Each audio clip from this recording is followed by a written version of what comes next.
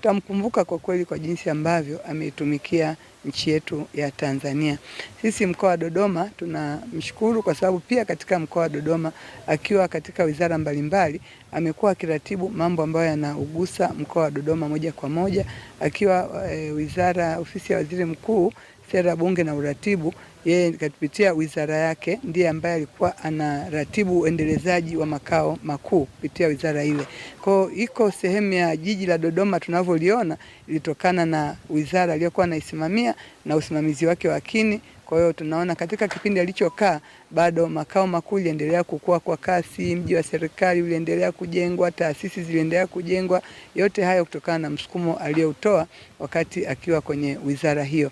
Lakini pia kwenye wizara ya afya nakumbuka nimekutana naye kwenye matukio mawili matatu ambayo specifically yalihusu mkoa wa Dodoma, pale katika jiji la Dodoma tukiwa